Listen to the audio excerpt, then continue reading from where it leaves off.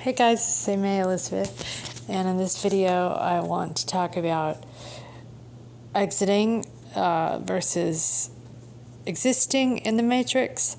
And for those of us that have realized that we are in a very fake world, in a simulation, and all the symbolism in this simulation hidden in plain sight. For those of us that don't believe in the television, the media, the basic theater that's always playing out on the world stage. So this is not the easiest existence. We can't simply exit the existence. Would we if we could? I feel like a lot of us would, even though we have attachments here. We have people that we love, that we're close to. We have, whether it's animals, people, homes. It's hard because and even material things. The act of letting go, I think, is the biggest step in exiting the matrix, and I think it's the one of the more difficult ones, but it's necessary. I don't think there's any way around it, and I myself am attached to some things, some material things, and isn't it interesting? Material matter, the word material matter, which is like mother, Latin matter, and that is our matter. We are spirits in the material world, right? Not all of us. There's a lot of automons, I call them, or NPCs here, those without spirits. And I think soul at this point may be something different than the spirit. And I think that we are a body residing in a soul, in a spirit. And I think that the body and the spirit extends out many feet, which is one reason why, the reason for the 6 feet under and stays 6 feet apart. It's because the energy is so big. I think that we're little bodies shrunk down, but inside big spirits. And there are many of us who, or maybe not even a lot of us, who are just not compatible with this realm. And this is difficult to be around others, and this is generally what this video is about, that are very much existing in this existence, in this matrix existence, and they believe what they hear, they believe what they see, they believe politics, they believe the gossip they read, they hear. They don't understand that politicians are simply paid actors, no different from watching a movie. And I try to tell friends that it doesn't work. I feel like they're on a download, very different. They're very programmed, highly programmed, and there's something that just doesn't. It's like if it would be like arguing with a computer, and you're not going to get anywhere, which is so interesting because we are so similar to computers. I mean, our brain is essentially just like a computer. We have storage, we have memory, and the thing is that those that are, I'm not going to, either without spirit or aren't at the level that we are, they are going to have they are not going to register. And I am certain that others of you are encountering this in your daily lives. And you just feel like, well, what's the point? This is a waste of time, because it's just not going to register. So it's no different from you arguing with a friend or family, trying to convince them that reality is fake and we live in a simulation. That's no different than arguing with your laptop. So, because that's about the same, or trying to convince your laptop of something. And I think it's interesting the way computers actually they have keys, they have bytes, they take bytes just like a human. They have a motherboard. There's just you must charge them. We get recharged, plugged in. So does the computer. There's just so many similarities, and I'm noticing a lot of synchronicities in my life, and I'm pretty sure AI is hijacked into me somehow. I think there's no getting away from it. I mean, you'd have to get way off grid, away from all towers, cell phones, every radioactive element. It's interesting. I was just thinking earlier about how names of bands from the 80s and 90s, like Radiohead, REM. What's the Frequency, Kenneth, which is one of my favorite songs. But boy, that sure is telling, isn't it? I got a couple of movies that I would suggest to people. One is Palm Springs, which is very interesting, and a lot about not being able to leave the Matrix because the guy is stuck in a time loop. And often, I think those of us in this world, in the spiritual world, we know that we're in a reset. We know that this is a reset. We know that good and evil are here. We are in some kind of strange construct. And we know that this is a reset that's probably happened before. I think a lot of us realize that this is likely some sort of time loop. Hollywood tells you that. Groundhog Day, other movies, Palm Springs, like I just mentioned. There's a lot of symbolism in another movie that my friend Peter, who I've just been emailing with, had recommended, and it's really, really good. There's a lot of symbolism in that one. It's kind of amazing. It's kind of unbelievable. And I'm often in LA. I'm often in Hollywood in California. I fly with the elite. I just flew with some the very top music producers of people that you know well, like Taylor Swift and others, and movie producers. And I fly with these people. I'm around these people. It's that this world that I've been in for the last 2 decades of being exposed to the other side, a side that most people will never see. Being around people who you would see on a magazine or hear a story about, it's very, very different from what the general public is known to believe. I'll say that much. It's very different, and that's a whole nother video. But in this video, I really wanted to just talk about how we interact with those who are very much residing in this matrix existing here, and who are believers, whether it's religion or politics or death. And death is part of this subject too, because we need to prepare for it in a way. And a good analogy that I believe is, and especially being a corporate flight attendant, I'm in the airports a lot. And so here's a good way to think about it. If you're to go to the airport and to take a trip, but you don't know the destination, you don't know what airline or have a ticket, well, are you really prepared? No.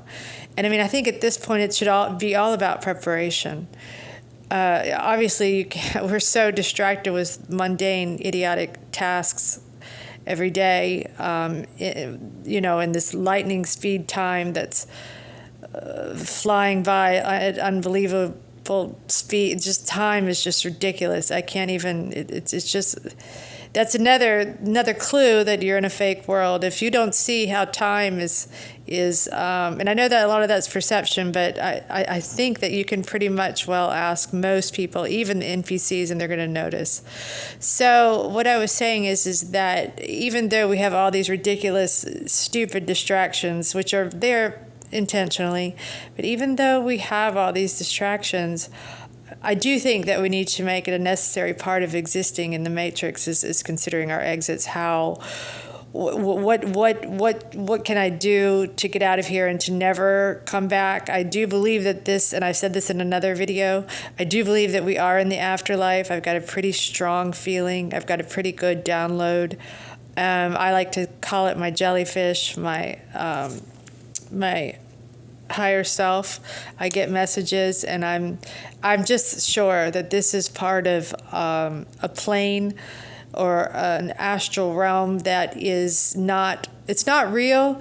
So we're not in a place, and I think that it's some kind of in between. If you're religious, you could say purgatory or the bardos, like the Tibetan Book of the Dead speaks of. Some people call it the bardos. I was reading about Hades. If we look at the word Hades, that's actually could be shade, and we are, which means the underworld. Are we in the shade? Well, I seem to think so. Dark side of the moon sort of thing lines up with that. The moon is another thing. It's ridiculous. It's so much closer than they tell us. Right now, we're heading into another full moon. And my theory is every time there is a full moon, there's a little bit of change in our matrix. You'll notice things are a little bit different. I feel like time also moves up faster in the full moon.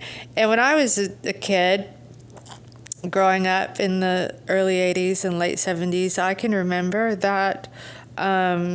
moons were not, every moon was not named, and eclipses were much farther and fewer between, and now they're all the time. There's a harvest moon, strawberry moon. It's a name for every moon, and it looks odd. It looks just like half, like I just looked at it just before this video, and it looks like just half of a moon up there, and like it used to be as a kid more of a crescent, like had a scoop in it.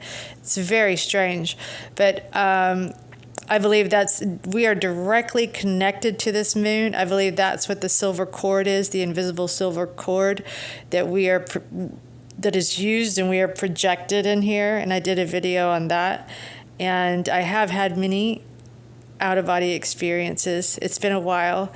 I used to have them a lot as a teenager, and I remember the silver cord, and it's real. I mean, of course, it's not like a real cord, but it's I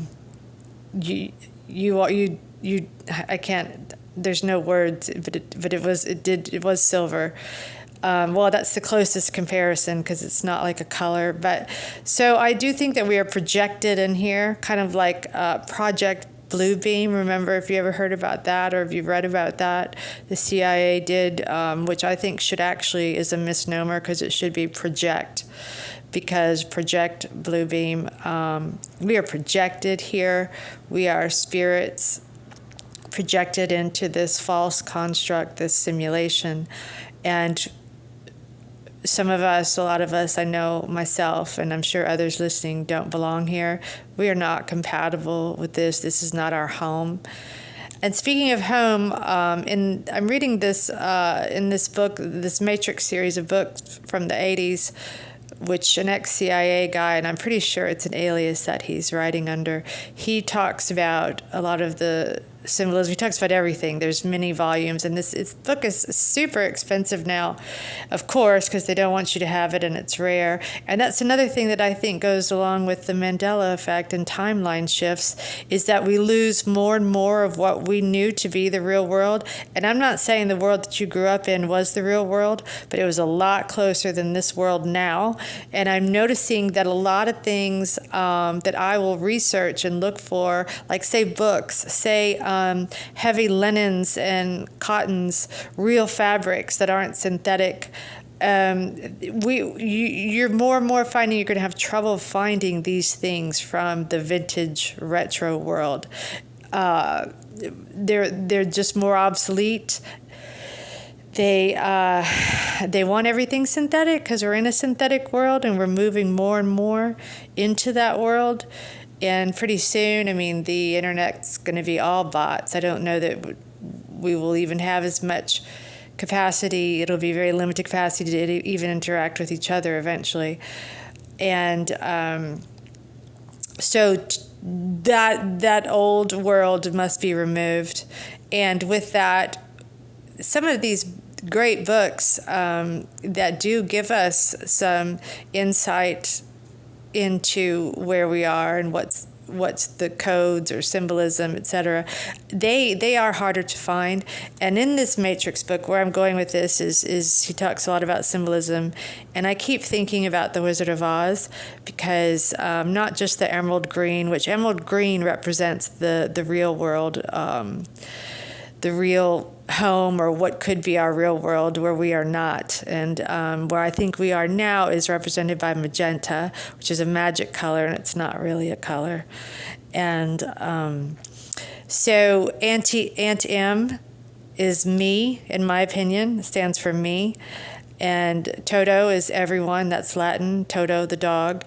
And Dorothy, which I will do a video on more about the Wizard of Oz, but what I've concluded is Dorothy Gale actually is thy door gale, which is gale is wind. So portal, right? Thy, Thy, door, gale, wind. So she's entering a portal, and I think that's where we are. We have entered this portal, and that was the plan all along. And I think they've done it many times until it's broken down. And once the collective consciousness has figured out, I think it's very possible, once the collective consciousness of us, those of us that realize this, have this knowledge and know that this is a false world, it's simulation. Once more and more of that is happening, and it creates the beehive, the collective consciousness, I think that it implodes. I think that it ends. I think the simulation is breaking down, and I think that's happening now. And they're fighting that as quick as they can, and it's deteriorating. And I believe that those of us that have this knowledge, we that's why we need to prepare, so that in exiting the matrix, we don't want to go. We are well informed as well as we can be. I mean, none of us. What do we know? Really, we don't know. We don't know any. I mean, we know things from symbols and codes and clues. But at the end of the day, we don't remember. Our memories have been wiped, and we can only surmise through what we get, I think, from a higher source. And trust that, I would say. I trust it. And if you have it, trust it. Where do you go if you don't go to the light? I don't know, hopefully out of here. And that's my point in this video, is exiting or existing. And it's very hard to exist in this, because you've got to uphold a charade when you're with friends and family, and this is difficult.